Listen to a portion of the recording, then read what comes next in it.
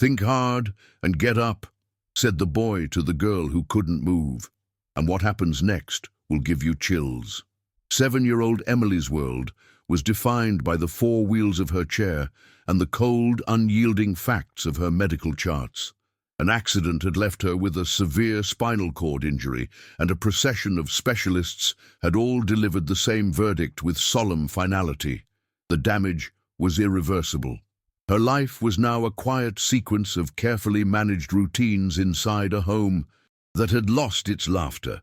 Her mother, Sarah, navigated this new reality with a fragile fortitude, her days consumed by the logistics of care and the silent weight of her daughter's condition. In stark contrast stood Emily's father, Mark, a successful businessman who operated on logic and tangible outcomes.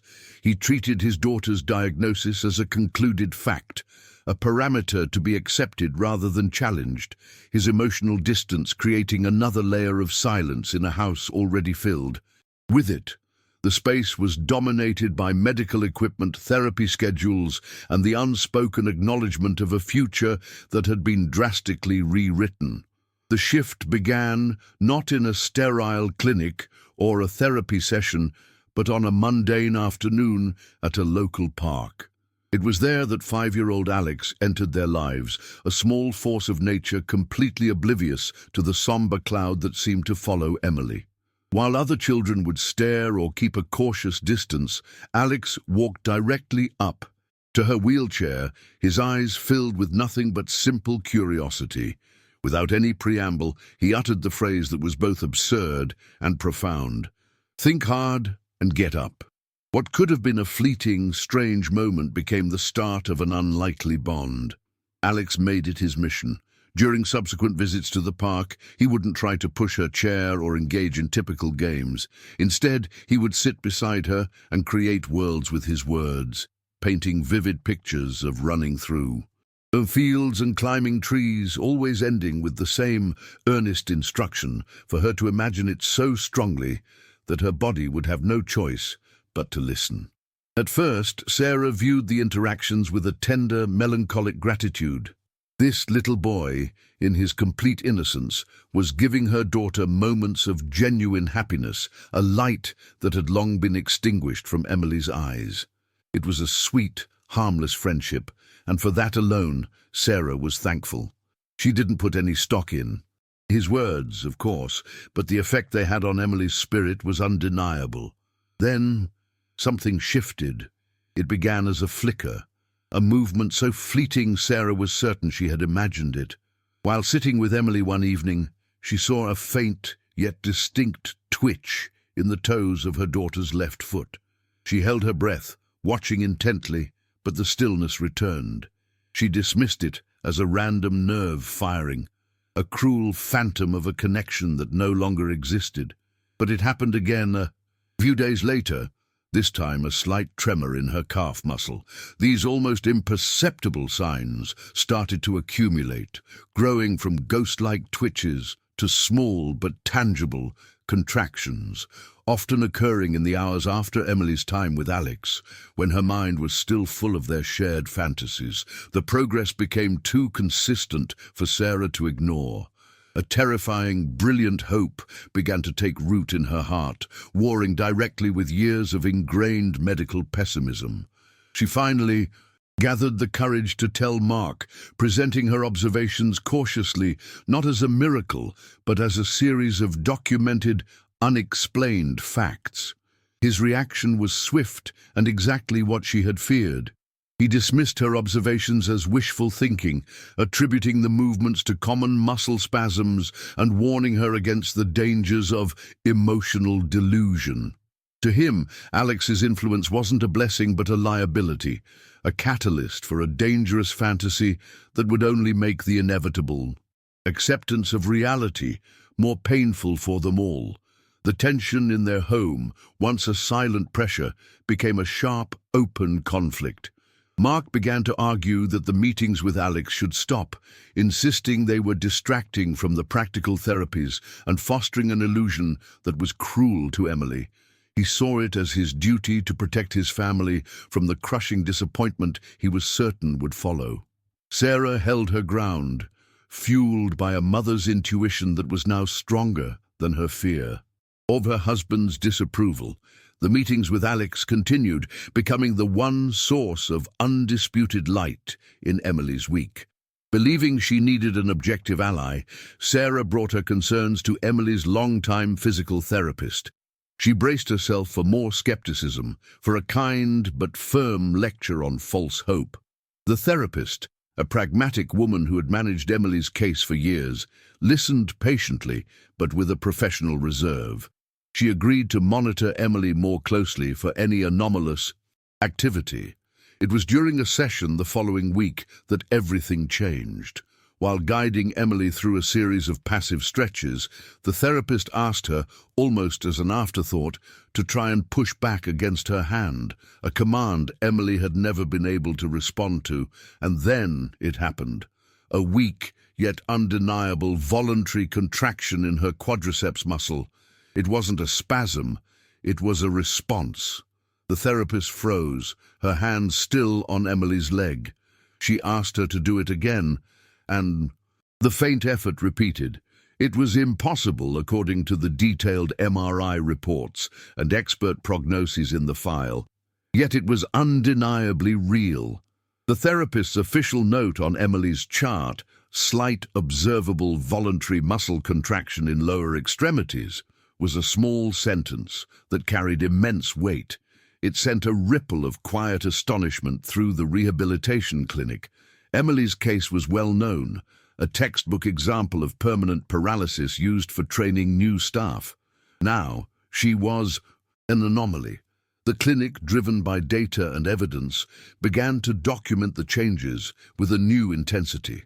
The progress was slow, but it was consistent, and it was charting an upward trajectory that defied medical explanation. When pressed for any new factors or treatments, the only answer Sarah could provide was Alex. She explained their games of imagination, his simple, unwavering belief, and how Emily's mood and these new signs of life seemed inextricably linked. This Alex effect became a topic of hushed, informal discussion among the staff. They couldn't write a prescription for it, but they couldn't ignore the results. Unwittingly, a 5-year-old boy with no medical training was becoming a living symbol of a new variable in treatment. The profound, measurable power of emotional connection and childlike faith. The documented progress, instead of easing the tension at home, amplified it to an unbearable degree. For Mark, the therapist's notes and the clinic's charts were not a source of hope, but an affront to his worldview. He was a man who had built his life on predictable outcomes and logical progressions. This situation was anything but. He began to see Alex not as a child, but as the embodiment of an irrationality that was infecting his family. The arguments with Sarah became more frequent, more desperate. He accused her of being swept up in a circus of delusion, of trading sound medical advice for what he called playground magic.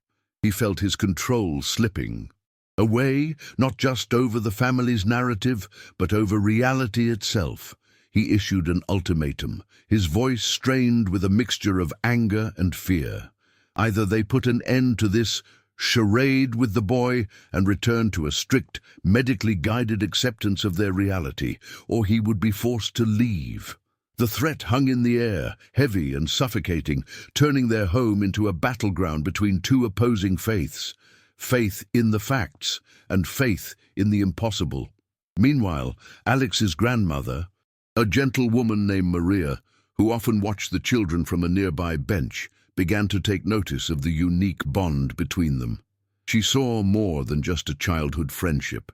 She saw the way Emily's entire being seemed to brighten and focus when Alex was near. One afternoon, she brought a small, worn notebook and began to jot down observations, capturing snippets of their conversations and the imaginative games they played. She wasn't a scientist or a doctor, but she was a keen observer of the human heart. It was during one of these afternoons that a crisis unfolded. Maria received a phone call, her face paling as she listened. Her sister, Alex's great-aunt, had been rushed to the hospital. Alex, seeing his grandmother's distress, began to cry, his small body trembling with a fear he couldn't fully comprehend, the fear of losing someone he loved. The sound of his sobs, so raw and full of pain, pierced the quiet atmosphere of the park. It was a sound of pure, unadulterated grief. Seeing Alex cry sent a jolt through Emily's entire system, a shockwave of emotion that was completely new to her. For months, Alex had been her rock, a tiny giant of unwavering belief who had taught her to build castles in her mind. He was the one who was always strong, always smiling, always pulling her out of the fog. Now seeing him so small, so broken and vulnerable, it flipped a switch deep inside her. A fierce, primal instinct surged through her, an overwhelming need to protect him, to comfort him, to be the strong one for him. It wasn't a thought, and it had nothing to do with her own limitations. All the doctor's words, all the prognoses, all the physical realities of her life simply evaporated in the face of this one singular, all-consuming purpose. She had to get to Alex. The desire to close the physical gap between them and wrap her arms around her friend became more powerful than the laws of medicine that had governed her world for so long. For the first time, her motivation wasn't about herself. It was about someone else.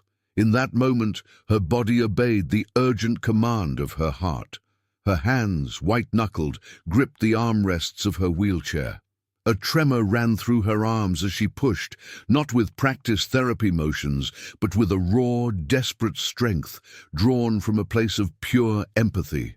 The muscles in her legs, for years unresponsive and dormant, fired with a jolt of life. It was not a smooth or graceful act.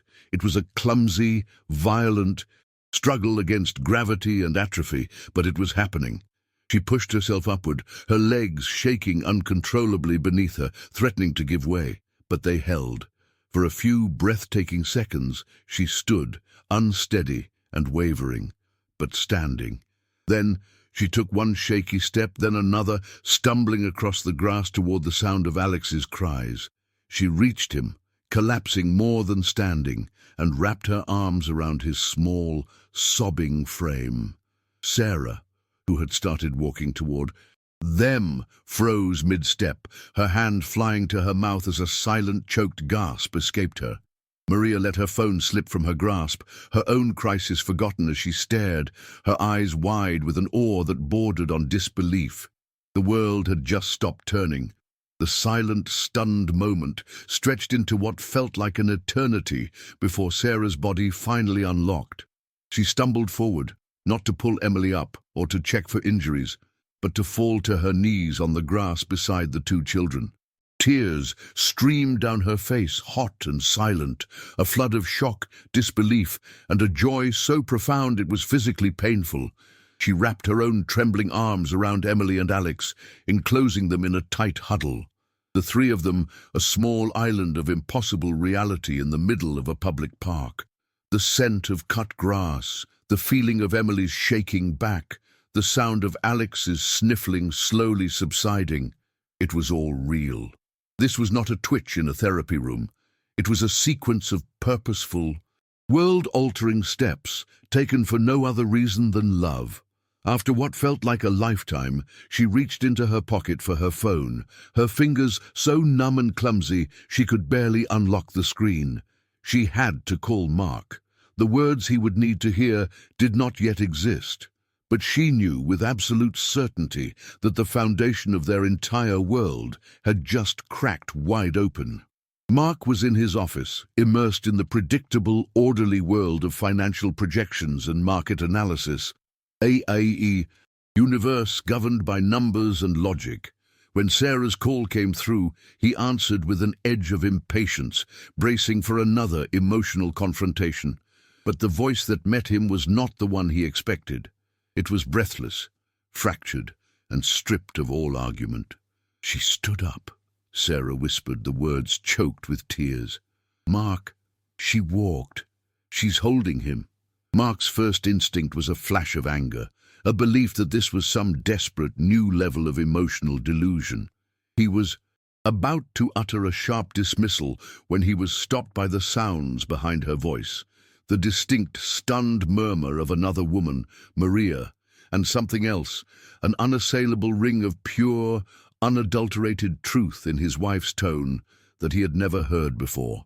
A deep crack formed in his armor of certainty. He abruptly ended his conference call, leaving his colleagues staring in confusion as he grabbed his keys. During the entire drive to the park, his mind was a war zone, pitting years of medical fact against the impossible reality conveyed in his wife's voice.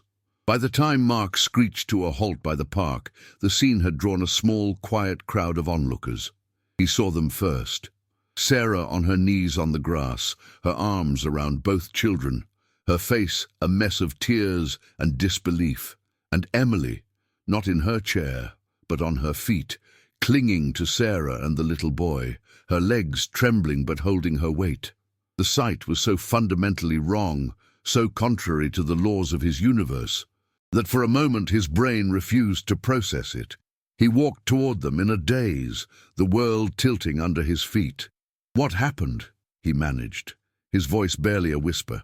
Sarah looked up at him, her eyes red but shining with a strange, fierce light. "He was crying," she said, nodding toward Alex. She stood up to comfort him. That's all he ever said to her, Mark, day after day. "Think hard and get up, Emily." And she did. The words, so simple, so absurd, hung in the air between them, dismantling his entire reality brick by brick. In the hours that followed, the story rippled outward. The first official confirmation came from the paramedics who, after a thorough check, could find no logical explanation for what they were seeing. Emily was exhausted. Her muscles were screaming in protest, but she was neurologically responsive in ways that her file said were impossible.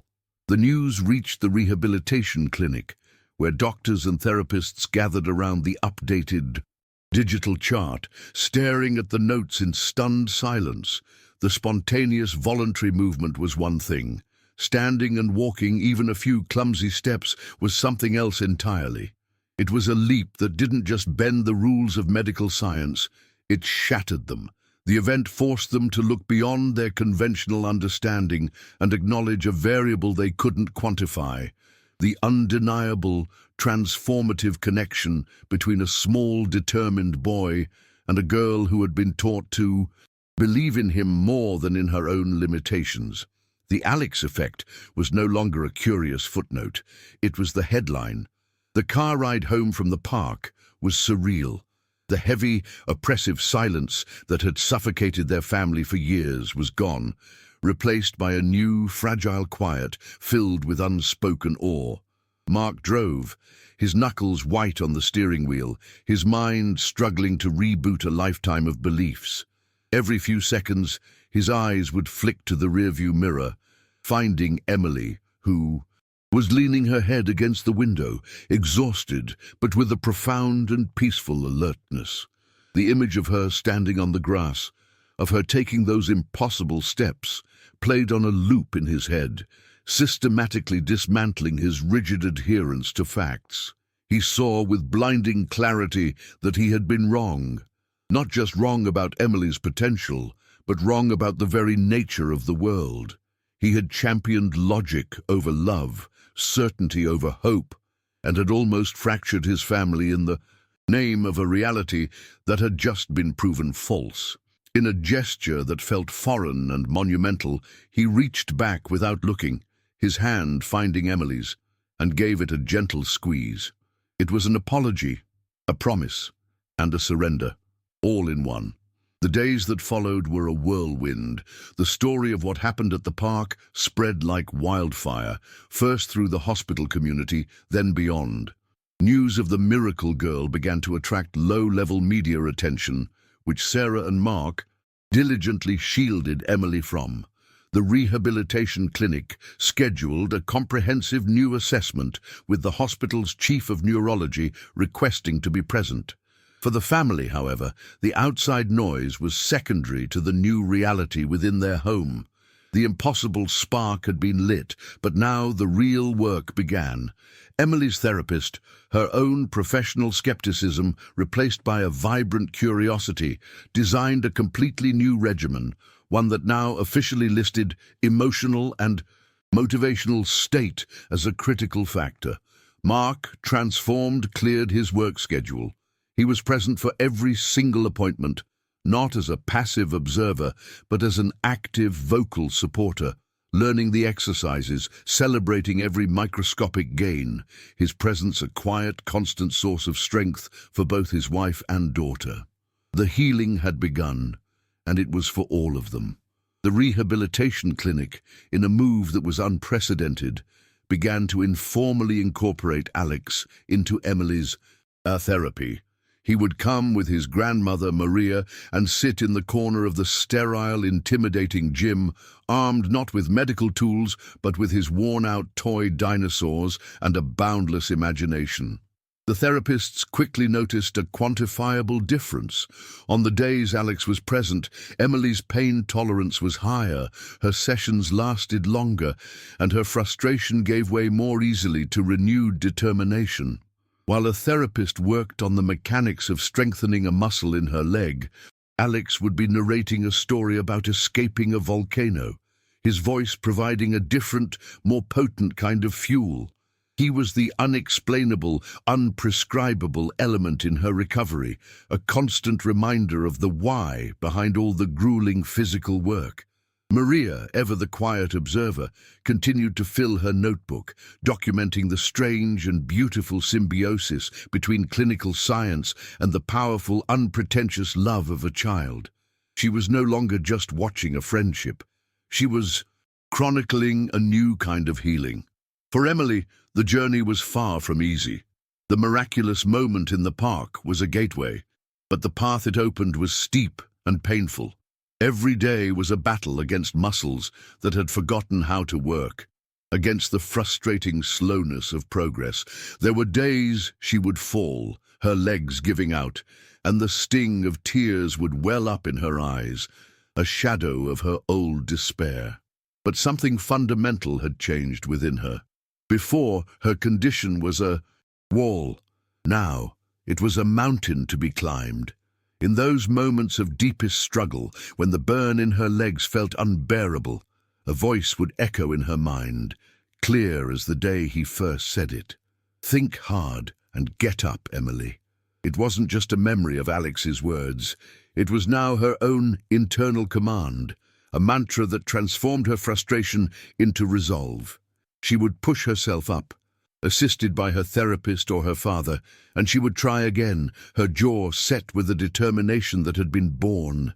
In a moment of pure empathy for her friend, a few weeks later, the family found themselves back in the polished office of the senior neurologist who had first delivered Emily's prognosis. The atmosphere, however, was entirely different. The doctor, a man known for his unshakable confidence, seemed humbled, his desk covered in Emily's new charts and grainy video stills from her therapy sessions. He spoke, not with authority, but with a palpable sense of scientific wonder and confusion. He admitted freely that Emily's case was forcing him and his colleagues to re-evaluate their understanding of spinal cord injuries and the true potential of neuroplasticity. He asked questions about Alex, trying to frame the boy's influence in clinical terms, using phrases like extreme motivational stimulus and psychosomatic trigger, but the technical jargon felt hollow in the face of the simple truth. Mark, in a complete reversal of his former self, was the one to answer, explaining with quiet conviction that some things couldn't be quantified. It wasn't a stimulus, it was a friendship. The meeting ended not with a new prognosis, but with the doctor's simple, honest admission. "We don't know how this happened. We just know that it did." The months that followed were a testament to the power of that initial spark. The recovery was a slow, arduous climb, not a sudden flight. It was measured in milestones that brought the entire family to tears. There was the day Emily first walked the length of the parallel bars in the gym, her face beaded with sweat, and contorted in a triumphant grimace. Then came the transition to forearm crutches, which gave her a new, wobbly freedom within the house. Each step was a victory, each fall a lesson in resilience. The most significant moment came on a quiet Saturday afternoon. With no fanfare, Emily let go of the living room sofa and walked, unsteady but entirely on her own, across the room into her father's waiting arms. The wheelchair, which had been a permanent fixture in their lives, was quietly folded by Mark the next day and placed in the back of the garage. It was a silent, powerful ceremony, an acknowledgement that they had moved past a chapter they once thought would be the entire book. The profound impact of Emily's recovery created waves that reshaped the very culture of the rehabilitation clinic. The therapists, led by Emily's primary caregiver, started a small, experimental pilot program centered around what they informally called the Alex Protocol. It wasn't about turning a child into a therapist, but about harnessing the undeniable power of peer-to-peer emotional connection. With permission from Sarah, Mark, and Maria, they would sometimes invite Alex to the clinic's pediatric playroom during hours when other children were struggling with particularly arduous or frightening therapies. His role was simply to be himself. He would start a game with his dinosaurs or build a tower of blocks, and his infectious, judgment-free energy would naturally draw other kids in. The therapists observed that children who were resistant or fearful would often engage more readily, their anxiety lessened by the presence of another child who treated the clinic not as a scary medical facility, but simply as a place to play. He was a walking, talking embodiment of normalcy in an environment that was anything but. Maria, meanwhile, felt a gentle but insistent pull toward the worn notebook she had filled over the months. She would sit at her kitchen table in the quiet afternoons, reading through her own neat handwriting, and the entire emotional journey would come flooding back. She had chronicled it all, the initial, heavy sadness surrounding Emily, the first absurdly beautiful words from her grandson, the flicker of movement Sarah had tearfully described to her, the raw, explosive moment of Emily standing in the park. She realized she was the guardian of a story that was not truly hers, but had passed through her. It felt like a responsibility. She believed the world, in its rush and its cynicism, needed to hear about the simple power of a child's belief and the love that it inspired. So, she bought a new set of pens and a thick, empty ledger, and began the slow, deliberate process of turning her raw observations into a coherent narrative. She wasn't writing as an author seeking recognition, but as a witness compelled to share a testament to the quiet, everyday miracles that can unfold, if people allow themselves to believe in them. Another year passed, painting the world with a new season of colors. Emily's walk was no longer the hesitant, wobbly gait of a beginner, but a confident, steady stride. The change was most beautifully reflected in her friendship with Alex. The dynamic had subtly but profoundly shifted. He was no longer just the giver of strength, and she the recipient. They were now true partners in play, equals in every sense of the word. The imaginary worlds they had once built solely in their minds could now be acted out on the grass of the park where it all began. They could crouch down together to examine a beetle, race to the swings, a race Emily now sometimes won, and climb the small jungle gym side by side. For Sarah and Mark, watching them from a nearby bench, these simple acts of play were a constant, breathtaking miracle. The sound of their shared laughter, unburdened by limitations, was the sweetest music they had ever heard. It was the sound of a promise fulfilled, of a fantasy made breathtakingly real through a combination of love, belief, and sheer, stubborn effort. The final barrier was running. It seemed like a monumental leap, a feat of coordination and confidence that still felt like it belonged to a different life. One bright afternoon, Alex, with the uncomplicated energy of a 6-year-old, tapped her on the shoulder and yelled, "Tag, you're it!" before darting off across the open field, looking back with a wide, expectant grin. For a split second, the old ghost of "I can't" whispered in Emily's mind. It was an echo from a distant past, a reflex of learned helplessness. But then she looked down at her own two legs, strong and alive beneath her. She felt the solid ground. She saw her friend waiting. And she heard that familiar, powerful echo, the one that had become her own internal voice of courage. "Think hard and get up, Emily." It wasn't about getting up from a chair anymore. It was about rising to meet the joy of the moment. A grin spread across her face, chasing away the last shadow of doubt. She took a deep breath, leaned forward, and pushed off, her steady walk breaking into a joyous, if slightly clumsy, run. The feeling of the wind on her face and the rhythmic pump of her own legs was a shock, a revelation of pure, unadulterated freedom. She caught up to him in the middle of the field, her laughter mixing with his as she lightly tagged his shoulder. But the game changed then. It was no longer about chasing and being chased. He slowed, and without a word reached out and took her hand.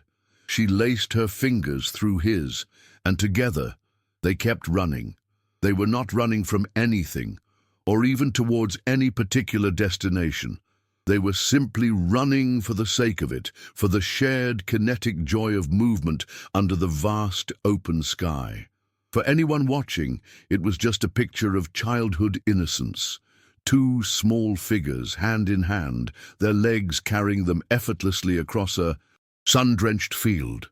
But for those who knew their story, it was everything. It was the improbable made real, the final, beautiful sentence in a story that had begun with a silent, profound stillness. It was the girl who had once disbelieved in her own body, now flying side by side with the boy who had never stopped believing in her. Years later, the story settled into the kind of local legend that people tell with a sense of quiet wonder. Maria's book became a treasured, unassuming volume passed between friends, a simple account of an extraordinary event. The clinic's Alex protocol evolved into a foundational part of their pediatric care, a permanent testament to the power of human connection. But the truth of what happened never truly belonged in a book or a medical journal. It lived on in the space between things, in the tear that would well in Mark's eye whenever he saw children playing in the park, in the gentle way Sarah would hold Emily's hand, and in the enduring, unbreakable bond between a boy and a girl. No one could ever fully explain it. It was like trying to describe the color of the wind or the shape of a feeling. It was a moment in time when love, belief, and the fierce, unshakable faith of a child proved to be a force more powerful than any diagnosis, a quiet, earth-shattering miracle that simply happened and then was gone, leaving only the beautiful, inexplicable truth of its impact.